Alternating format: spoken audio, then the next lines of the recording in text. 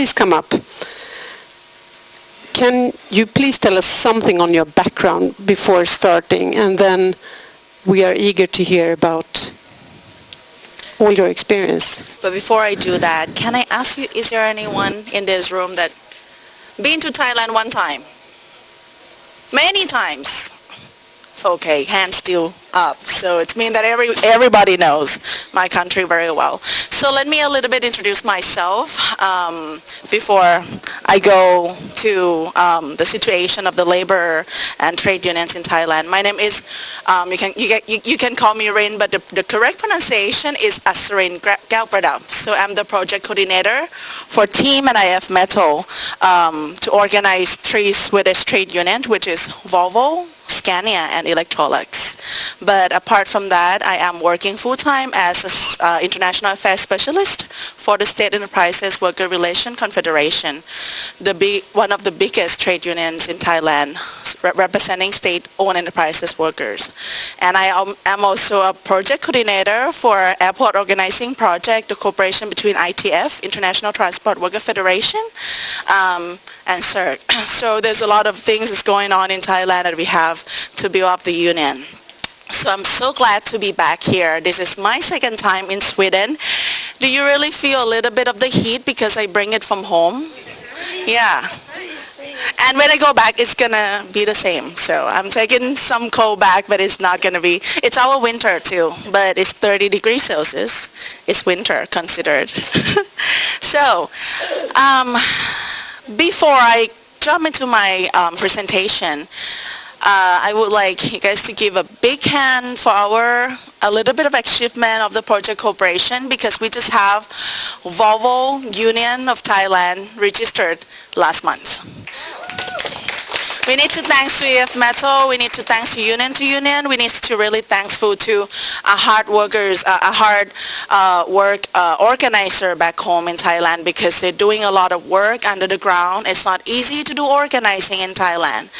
The audio organizer need to do everything underground. We need to meet the workers in the market. We need to meet the workers outside the factories. Once the workers get to know us and they know what we are trying to do, they're going to be in trouble. So it's a lot of things going on in Thailand, and we do our best to organize another 2 Swedish trade unions and also some other multinational company, Scania and Electrolux, is going to be somehow, we don't know exactly how we are going to approach, but we're going to try our best to promote democracy through freedom of association and collective bargaining to the workers.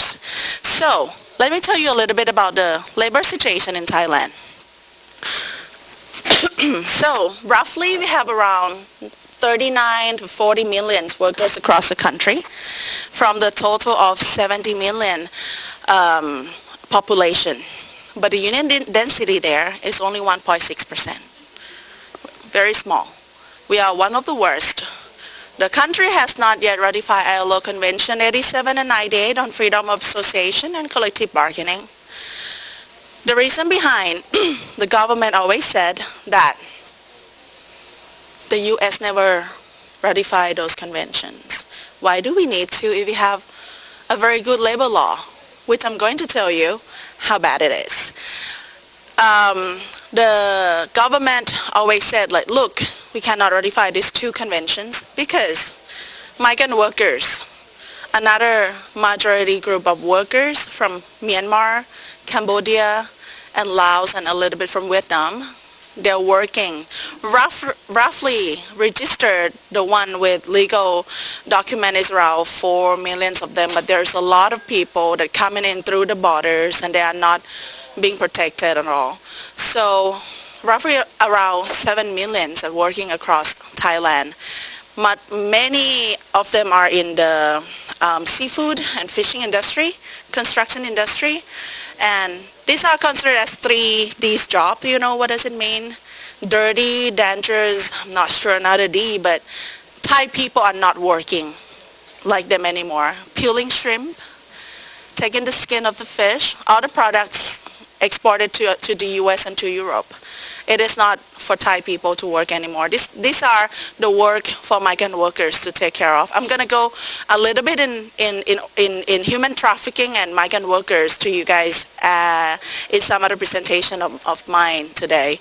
But let me roughly tell you that from 1.6% union density, roughly around 600,000 of them who has the union, who are union workers.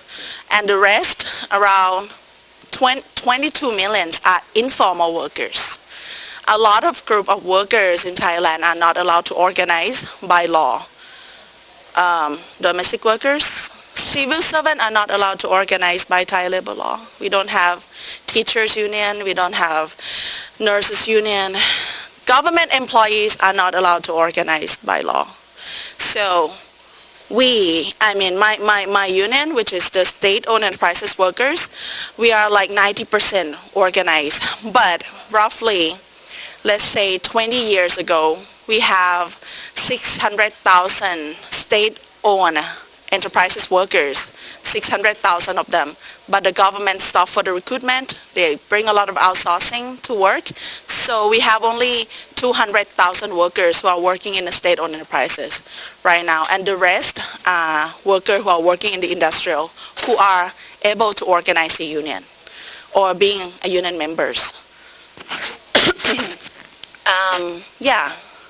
Can you go to next, please? Like I told you, the ILO Convention 87 and 98, the government still rejected to ratify. Part of the reason is that they said that migrant workers can go on strike. The Thai workers are already there. They already make us headache. If migrant workers someday stand up and fight for themselves, it's going to impact the national security. It's going to impact the government authority to take care of them. So that's what is the excuses to ratify the ILO Convention 87 and 98. But there was a news that they are planning to ratify 98 first, because they're going to allow people to do the collective bargaining. But we were like, if people cannot organize, how can they bargain? So there was a lot of discussion that's going on, but still there's no news at all that the government is going to ratify these two conventions. So eight core conventions of the ILO, we have ratified 5 conventions, and the 2 conventions on trade union rights are not at all recognized yet by the Thai government. The Thai labor law, we are divided into 2 labor law by the military government many years ago. So the reason of this division is to break the power of the workers. So private sector union in the industrial workers working in the industrial or in the factories, they are under the Labor Relation Act 1975. And the state enterprises workers are under the State Enterprises Labor Relation Act 2000, the years 2000. We don't have the rights to organize, to strike. It's a basic fundamental rights for the workers to strike, but state-owned enterprises workers are not allowed to strike. Can I just tell you a little bit of the case that I have full responsibility to do, because it's my boss, who is my general secretary. He's now in Copenhagen right now at the ITUC. Back then in 2009, there was a train derailment that killed 7 people. The braking system where the driver needs to brake is broken. The vigilance system was broken. There was a gas leaking in the driver's room.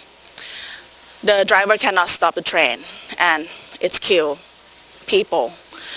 My boss and his union leaders stand up and be like, we need to promote occupational health and safety.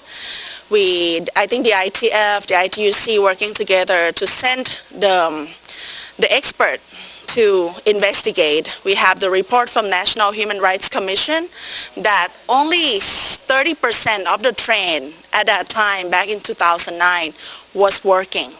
And the rest are bad. The system is not work. So the union was not strike, but we informed our member that do not take the train out for to provide a service to the public, because you don't know when it's going to be another tragedy. 13 leaders was fired immediately, including my boss, and they were fired for 4 years. We were fighting together with the international labor movement. We can reinstate them back. The situation right now is the Supreme Court asked them to pay back the damages of the time that the train was not operating. And the total cost is $700,000, charging to the 7 leaders. It is, we really don't understand that we are trying to protect the public.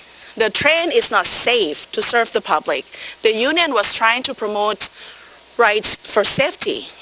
And now that's what happened to my boss. It's one of the cases that the rights to strike is not allowed under this State Enterprises Labor Relation Act 2000. Right now we are trying to we just get the cooperation from the ITF and the ITUC and the Congress at the ITUC right now. We are trying to get the support from everyone to support this. So next, please. So the tripartite mechanism, I really don't want to talk about that because it's not working at all. Most of the people who are representing in the tripartite there in Thailand, it was selected by the government. So basically, if you claim that you have a lot of membership, okay, you are going with me to the ILC, the international conference, in June every year, right, at the ILO. There was one guy, one big union, Yellow Union. I'm going to tell you about the situation of Yellow Union later on. He claimed that he has 1 million membership, but only 1.6% is trade union density in Thailand. It's not even 1 million, but the government listened to him and have this guy to always accompany the government to clean up what the government is trying to do. So when Thailand is represented at the ILO yearly conference of the ILC, they are represented by the union guy is represented by a yellow union. Yellow, as many of you know, is bought by the company, not a free union, but a union where the actual company have said that this is the union. And then that is the situation also when you go international wise. There are many things around that the government trying to, and not the government, the employers are trying to establish this yellow union. With this yellow union that are representing the ILC, back then in 2014, you know what happened? Thailand was the only country who voted against, the worker representative voted against forced labor 3D protocol 29. The only country in the world, because of this tripartite mechanism, is a big failure in the country because there is no real union representative in a country. So that's forced labor 3Ds. Så slaveri, alltså en facklig representant som så att säga röstar emot att det ska vara omöjligt att ta slavar, så att säga, använda sig av slavarbete. Det är ju otroligt, så att säga. I get a call immediately from the ILO like, why the worker representative is doing that? Why us, like democratic trade union, don't do anything? Why you guys voted against that? I was like, we are not selected. Someone else who are not belongs to the worker representative is representing the workers, which is not the right thing. And it was so funny because right after that we were in a big news and all that Thailand is the only country that the worker representative vote against at 3Ds. The Thai government were like, oh, we want to support that. You know, we want to vote again, you know, and I was like, that's funny, you know, you already make decision in the ILC and now you want to change. But the government said that the law that we have is not ready yet, we don't have anything ready, we cannot put a lot of commitment into that, so that's what they accuse us. Next, please. I already talked about that. Can you move to the next one? Minimum wage in Thailand. So, we used to have the nationwide minimum wage. Actually, minimum wage is something that the political parties trying to fight in order to win to their vote, and the first minimum wage back then was during Yingluck government. I cannot remember exact years, but she bring this up and she won the election, and the minimum wage at that time was $10 per day, or around 300 baht per day. I'm talking about per day. Okay, 8 hours you make $10. And this is now what this military government has promoted. The Thai labor movement was trying to do the research. How can we survive by the definition of the minimum wage by the ILO, that you take one family, two children, one workers and two children and one wife and all, like roughly this is the amount that we need to make, around $16 per day. But this year we divided in, it was separated into provincial area, like in Phuket and all. This is Phuket, 330 baht per day, and Bangkok and some other surrounding area is this much. The worst one is this in the southern part of Thailand. But the problem is, if you go to 7-Eleven, we were talking like if you're gonna buy a bottle of water, the worker is supposed to buy a bottle of water. It's the same everywhere. But how? It's the same cost everywhere. The living cost is the same everywhere. Exactly that. Okay, if you are working in the big city, you have to pay something more. But the government really recognized like what was supposed to happen, and 300 baht something per day. Can you survive even in Thailand? It is not surviving amount of money. So the living wage, we used to talk about the living wage, the possibility to survive with a family is $16, and they decided that the minimum wage would be $10. Yeah, roughly 10, 11. I think the biggest is $11. Yeah, can you move to the next one, please? The yellow union. Yeah.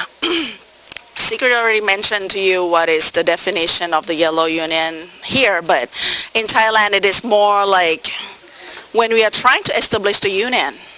I'm going to give you the situation of Volvo right now. We just have Volvo union registered last month. Right now, we just inform IF Metall that we have a situation because the government together with the employer, they discuss among themselves that they want to promote the yellow union. They actually, the employer was trying to reach out the workers who are not belong to the union to set up another union and supported by the employers. So there's a lot of situation like that.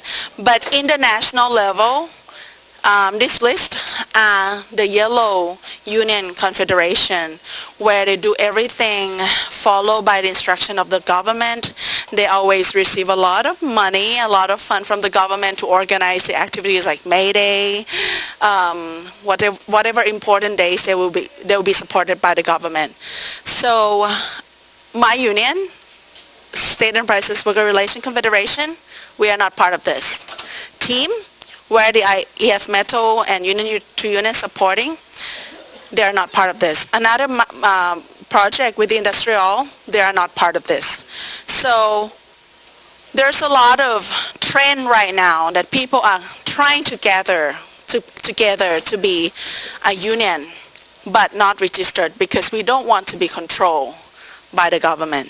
And rights to associate, freedom of association and collective bargaining, it's come with us, right? I mean, since we were born, we cannot fight alone. We cannot just do anything alone. So we think that under the Thai Constitution, we are allowed to establish the union. So like TEAM, CILT, the Confederation of Industrial Union, none of us are registered because we think that if we being controlled by the government, by law, we cannot do things. And I think most of the time when we propose our demand to the government, we are the one who being recognized by our action rather than having them to tell us not to do things. So there's a lot of trends that I'm going to tell you a little bit more on migration, in human trafficking area where we are trying to promote, try to organize for migrant workers.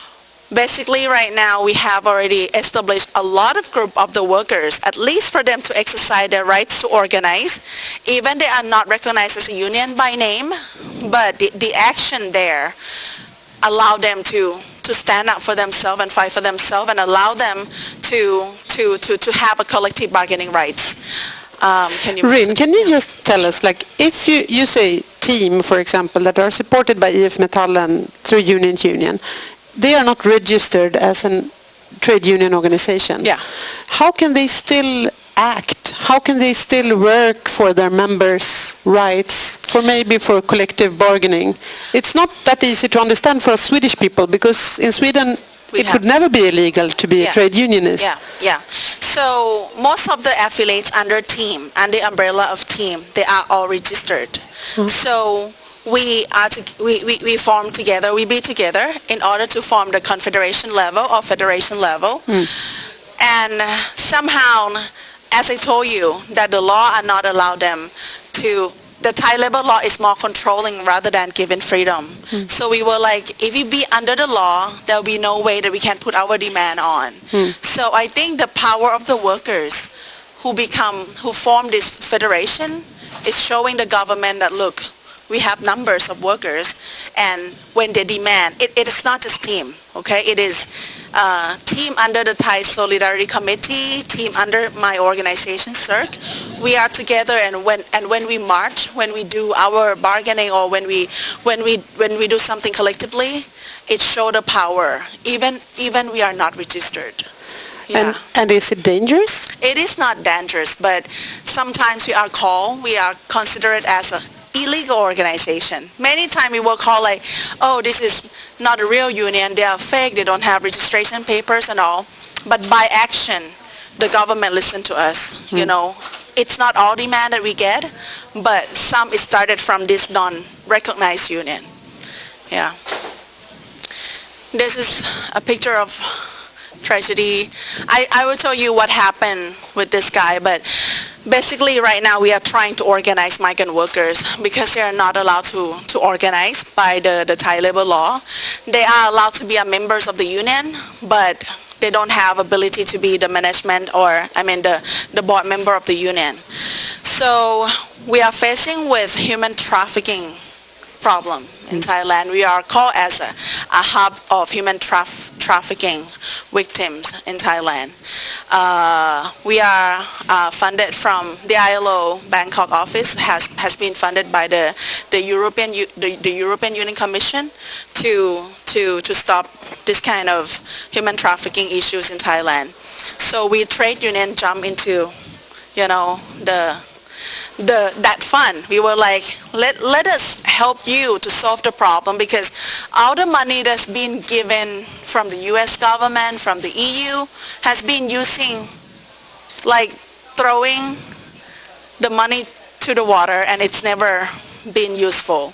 So basically, the government trying to provide a lot of policy and law to stop human trafficking, a lot of things that they are trying to implement it, trying to create it. It's not real enforced. There's a lot of corruption in the area. On the ground, migrant workers are considered as an ATM machine for the government authorities. Many times we have the campaign shirt like saying, we are not ATM machine. Do you know what is that? ATM är en bankomat, det vet kanske alla. Yeah, like you have papers with you. You come from Myanmar. You work in the area where a lot of migrant workers are. When you see the police, they're not gonna ask you for anything. They were like 500 baht. It's like that, really. We used to provide something called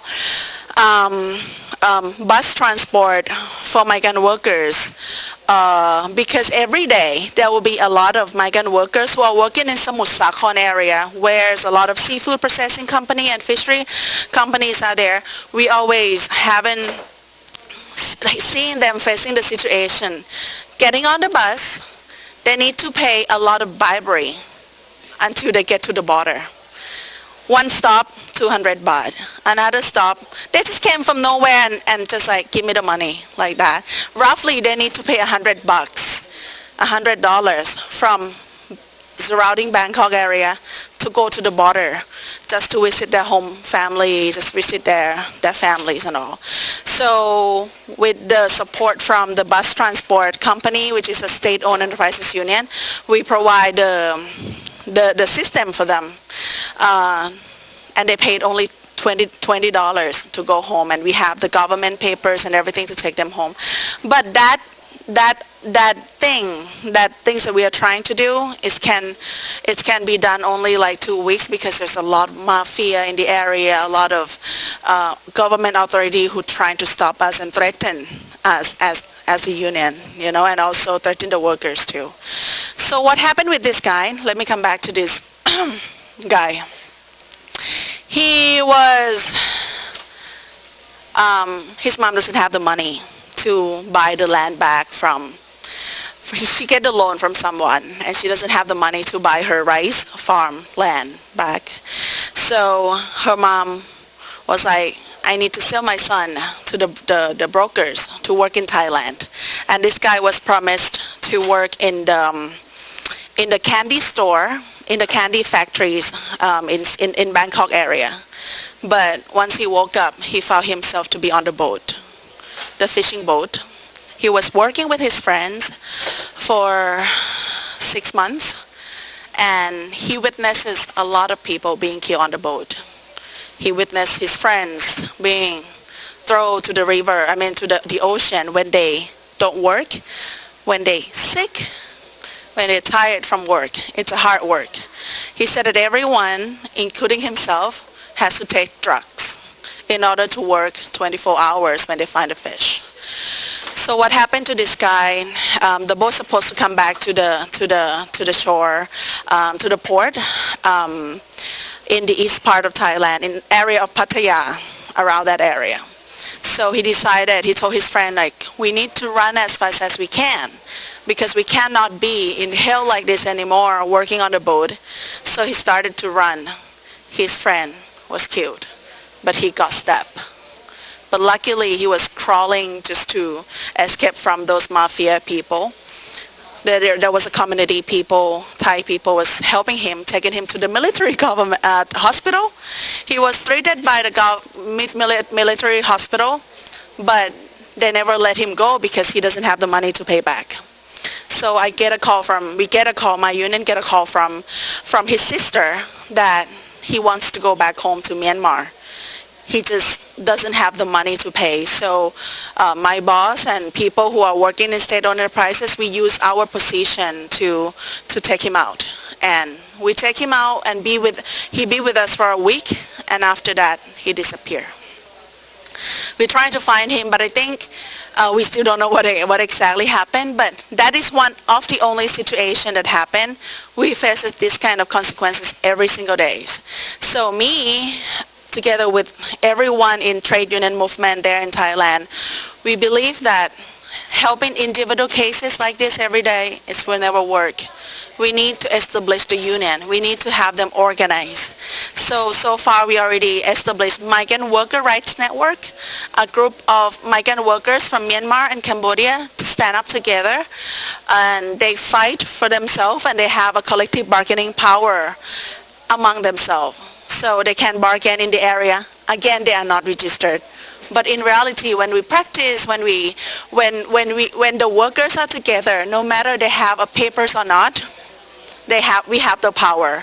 So far we have Migrant Worker Rights Network, MWRN, under the project with the ILO, with the funding from the European Union. We have the Southern Seafood Workers Group, SWG. We already established this group. We call a group because by law they're not allowed to use the word union or labor unions or whatsoever. the main purpose of doing that is to introduce them to stand up for themselves and fight for themselves together. Because they're facing the same consequences, but they never stand up to fight. So this is something that we are trying to do. So even if they don't have the organizing power, they cannot register as a trade union. They wouldn't really have the collective bargaining possibility. Yeah. But by strengthening them and by joining hands, they still get power. Yeah, they still get power. Because at the end of the day, I think we have the numbers, right? We have people who faces the same situation stand up and fight. I think that power that we have, whether we have documents or not, whether we are registered or not, we can show the employers that, look, we want a better life. You know, with a lot of people, even Thai people working on the fishing boat, the money that they make, it's nothing. It's more like slavery. I'm talking about a lot of them were promised without contract. Okay, I promise you're gonna get 8,000 baht per month, around roughly 200 something dollars. At the end of the day, they get nothing. Working for 8 years, nothing. I work with a fisherman who lost his 4 fingers from the cable, whatever, on the boat. We trying to fight against his case in order to be like, we want his case to win in order to make them to as an example. Yeah, as an example. The Social Security Office, who's supposed to act like a government, you know, like middle person who trying to negotiate between the employee, who put the order to the employers to pay back from his finger that he lost. He's supposed to be paid $100,000 per fingers, which is total is 400,000. He was sitting at the court. The employer said, no, you never worked for me, where there's no contract, nothing. Did this guy go back to the house and beg for the money, you know, because he was in debt. The employers gave him a paper to sign. He got 10,000 baht instead. So they bought him off. I was like, we are on the right track, because if you already received the money, they have you sign something, they accept that you are their workers, and we can fight for, you know, another trial in order to make your success. But mostly the worker were like, no, I'm done, I'm tired, I want to go back to my hometown, I don't want to be here anymore. You know, this kind of thing is making us to be like, individual case is not working. We cannot help 4 million of them. We need to have them to stand up for themselves, to have the union. And this is something that we are trying to do for migrant workers. Yeah. So, summing up some of the violations against trade unionists, we have heard some of them. Anything more that you want to add in the...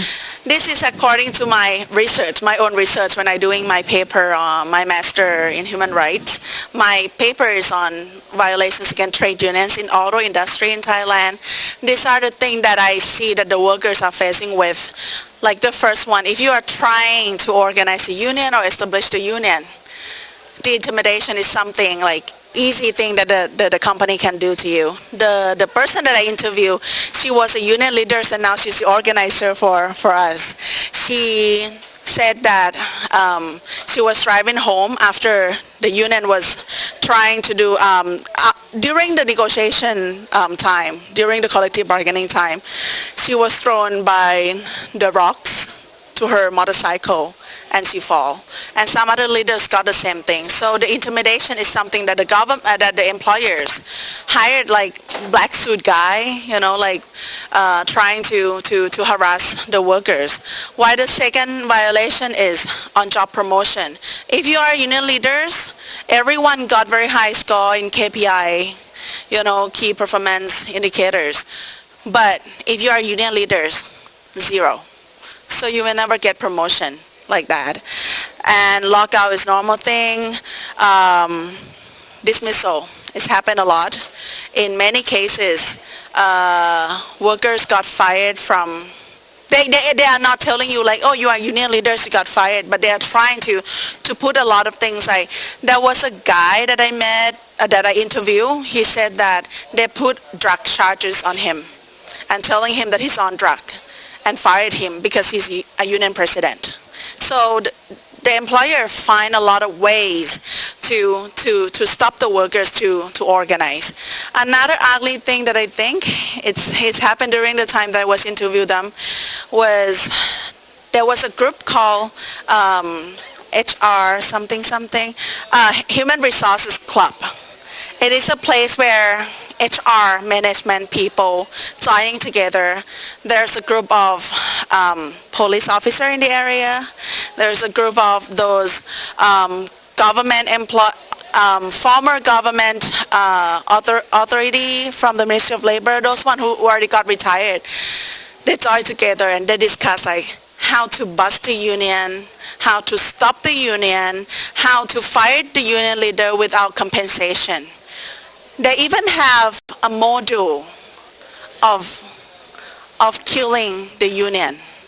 They discuss about that in more details, like how to stop them because they don't want the union. So basically it's anti-trade unions strongly happening in my country. And yeah. And so basically that's what happened. Apart from that, the government is trying to promote a special economic zone where there's no rights for the workers to organize. Basically, it is more like bringing, it is, can you move to the next, oh, here. So you can see this is Thailand map. It is on this border, and that border, I think this one is near Myanmar, this one is Cambodia, and this one is somewhere Laos and Cambodia too. Sorry, this is Myanmar and this is Cambodia. The reason of them to establish this is to bring seasonal workers. They like cross-border workers just to come in to work 8 hours and go back to their home country. So there's no job security, there's no contract, there is no working security, there is no rights to form trade unions for them.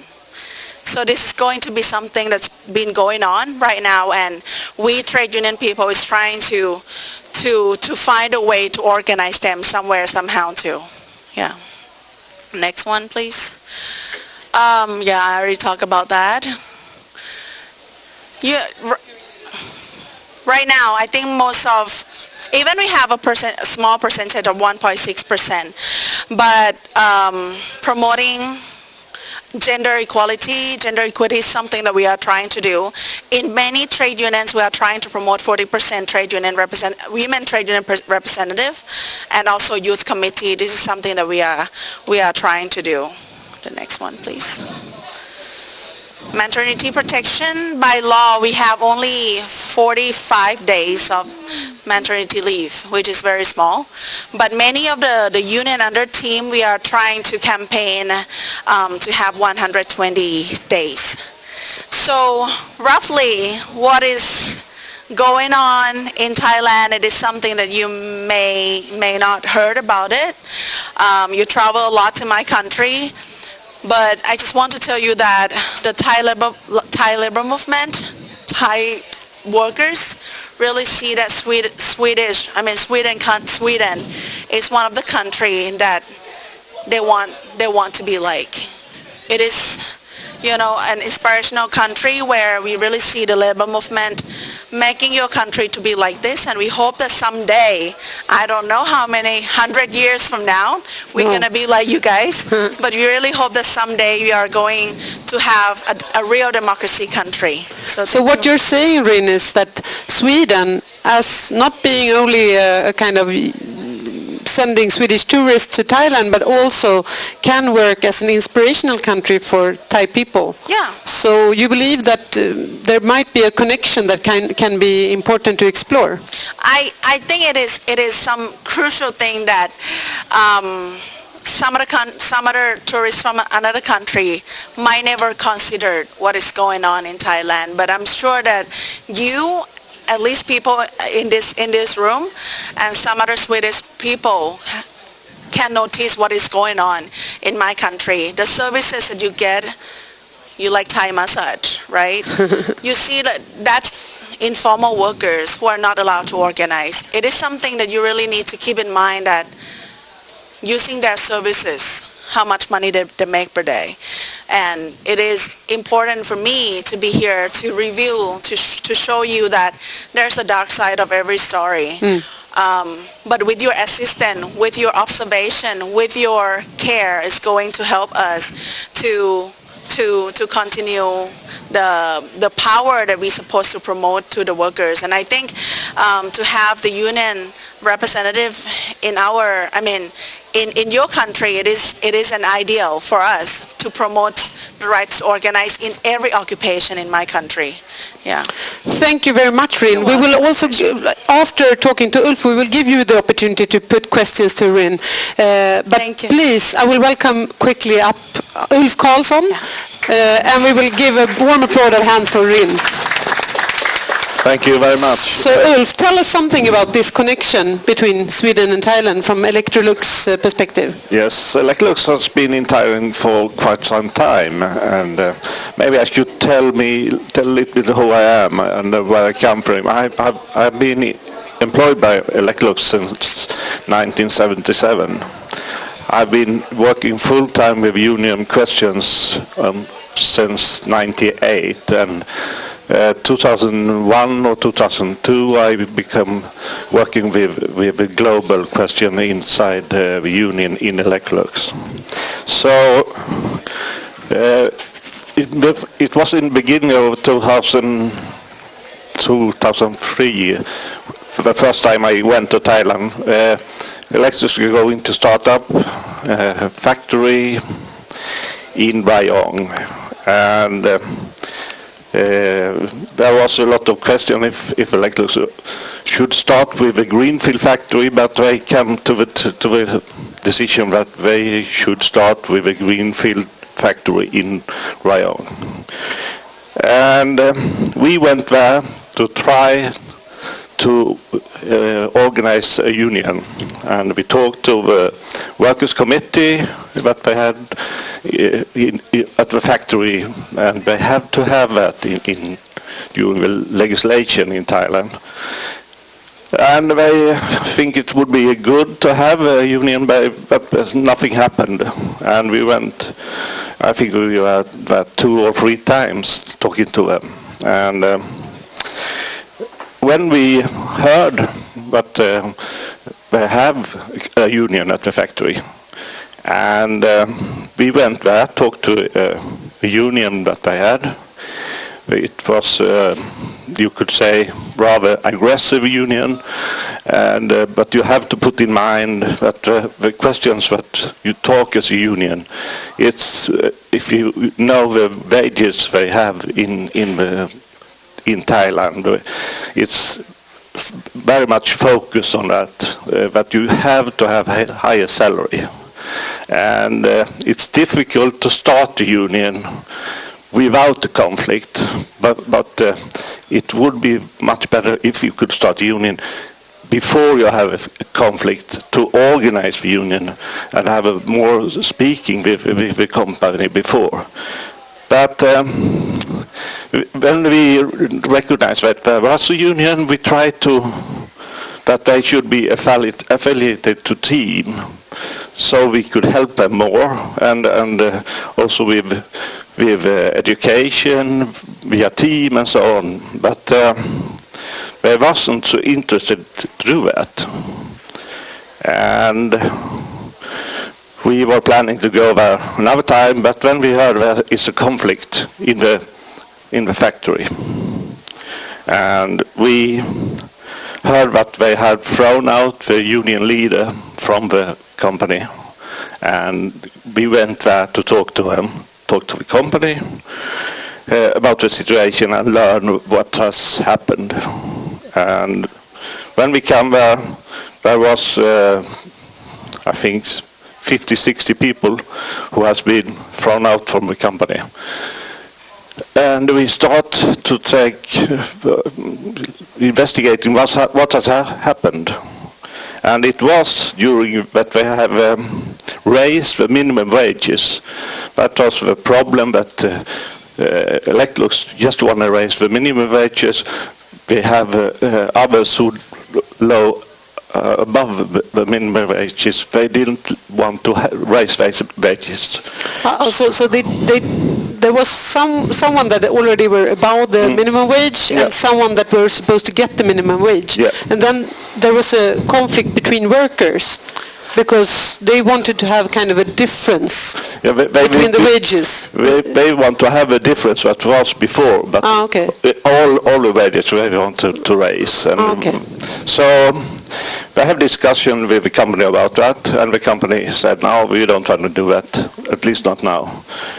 So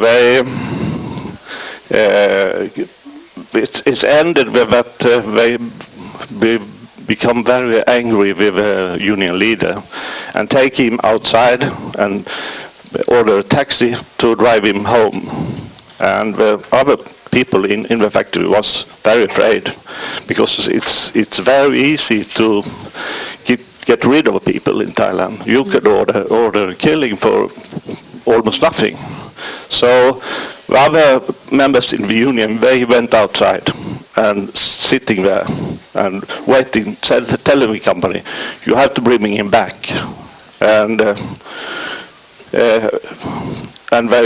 the company didn't do that, so in the end they lost their job. And when we come back, talking to the company, you can't do like this. This is not Electrolux. We don't do like this.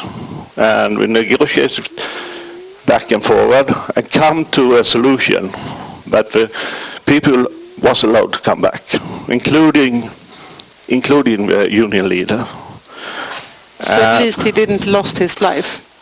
There was a possibility, but they had to go back. Yes, good. It's not so good that it sounds.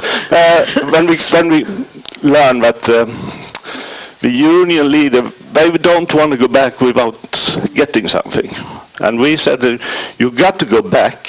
Then you start negotiating about what we can do.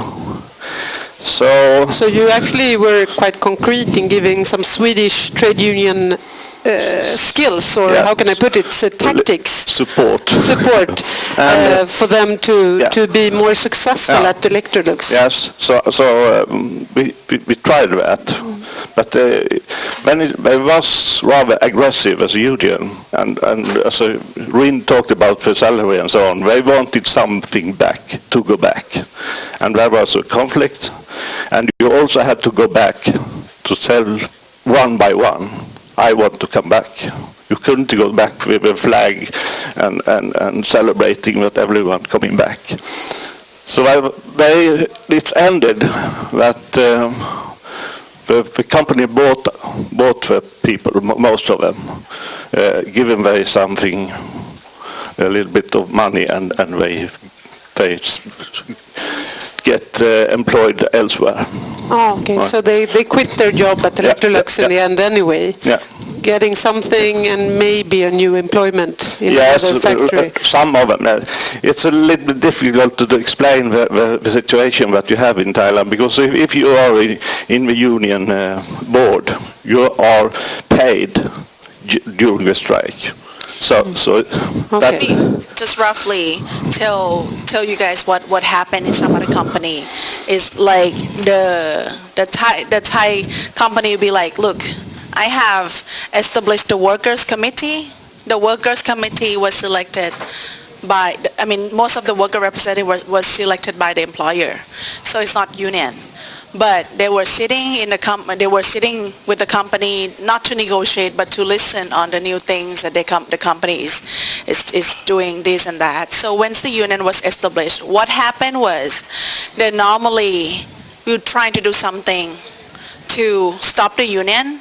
The case that one of my interview for my research was they have the union leader sitting in the cafeteria with the mirror around. They have that president sitting there, do not work, sit there the whole day, you get paid.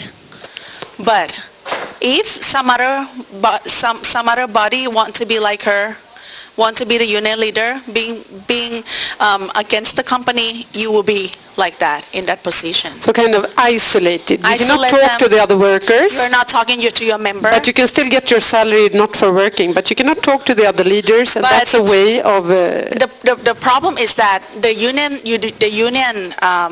some other worker will see like, oh, that she doesn't need to work and she get paid. That's how the union is, you know. This kind of thing is bringing a bad practices against the union. So with Electrolux, it's pretty much something. Lock them out, be outside of the company, do not work, you still get paid. If you want to come back, obey me, listen to me on what I want to do. So it seems like we are learning now from all that we hear that in Thailand there is actually like 15 or 20 different methods to hinder the trade union movements to act according to what trade unions do. Yeah, and this story ended not so good. Most of them get work. We understand on different places, but not in Electrolux. Some was coming back actually, but very few of them. And today, with that history, I personally very much want that we should have a union in Thailand. So therefore, I am trying to create a new union with team, and we have been there a couple of times to speak outside the company with the workers. And in January, me and a couple of others from IF Metall, Scania, Volvo going to Thailand and talk to the management and talk to the workers there, see if they could start a union. But during this history, they are still rather afraid to do something. So I think we have to stand very, very close to them. And I try to establish contact with workers there via Rin here. They could talk to her and send her email and so on. So to start to build the confidence between us that if we have this tight contact, we could protect them from Electrolux. but that is what I'm trying to do. So we hear that IF Metall and you personally have a very strong solidarity feeling towards the company, the workers at the same company as you yourself has been working as a trade union leader for so long. Would you dare to be a trade union leader in Thailand context? It's a little bit different to say that, but I know Electrolux for such a long time, so inside Electrolux I would like, but I don't know if in a Thai company if I would dare to be a union leader there. But in Electrolux I would be, but that's because my background. Yeah. So probably you can inspire the Thai workers through good contacts and being present to build a union that can be connected to team and therefore get support for their development. Yeah. It's at least gives me some hope. Well, I think actually, with last time that we met with the workers at Electrolux, they were strongly scared to join the union because what happened last time, they were like, cut the hate. If you want to be the union leader, that's the consequences. So apart from that, right, they provided a lot of wage increase, a lot of, per diems or whatever in terms of money to the workers just to shut them down, do not fight against us. There's a lot of strategy that they are using. Very many strategies, really. A whole pamphlet of strategier. So I think we're going to work harder in terms of Electrolux and the context there in Thailand. But we are so glad to have him as a president to go around with us and make them to open their eyes that, look, what you have is not enough. It just verbally promises the company can give you many, anytime that promise can break anytime. Without collective bargaining, without the union, there is no legal protection for you. Yeah. So now it's time to take in some questions from the floor. I'm sure that you have all learned something new today. Simon first. Say your name, please. Thank you. I know there's a global framework agreement with Electrolux, and I'm reading on the Industrial's homepage that there's even a separate agreement that commits the company to not organize or finance company or yellow unions, to not implement or support any union-busting activities, and to not adopt any initiatives capable of discouraging workers from forming authentic unions. So I was wondering, how has this been helpful for you in your work? Or Ulf first. Yes, we are following up, but we don't have that we go around revenue everywhere. But when it comes up, we have this agreement, and we had a history in US where the local management was very aggressive with the union busting, and we went there and solved that with the company because inside Electrolux you have a lot of freedom locally to do, but because when you're getting higher up in the hierarchy, then they know about it. But if you keep it inside a factory, far away from everywhere, then you can keep it. It's becoming better today. They are harder with a code of conduct and code of ethics, and we are using the agreement. So it's becoming better, not good, but better.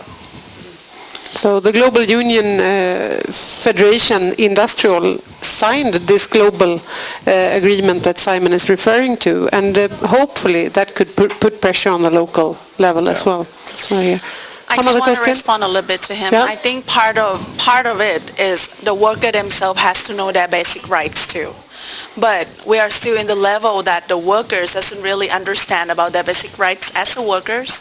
This is really difficult for us as the outsider to give support or help them all the time, because if they don't stand up and fight for themselves, it's going to be hard. But we can do one way, but we need another way around from them as well. Yeah. So if all Swedish tourists, 350,000 tourists, have information material on trade union and they hand it out to everyone that they meet in Thailand, maybe we can hire the consciousness about. about. Food if you don't have. Yeah. Unfortunately, our time is up. It was very interesting to hear about your interesting experiences, also scary about hearing about the trade union and also industrial development in Thailand. The fight will continue, I'm sure, and I think that you can count on our support from Sweden for a long time forward as well. So good luck. Thank you very much. More support, yes. Thank you everyone that came. Thank you. Thank you. The seminar. Thank you. I have, of course, a small gift as well. So, as you all know, fackliga rättigheter är mänskliga rättigheter. Trade union rights are human rights. Okay. Yes. Thank you very much. Thank you.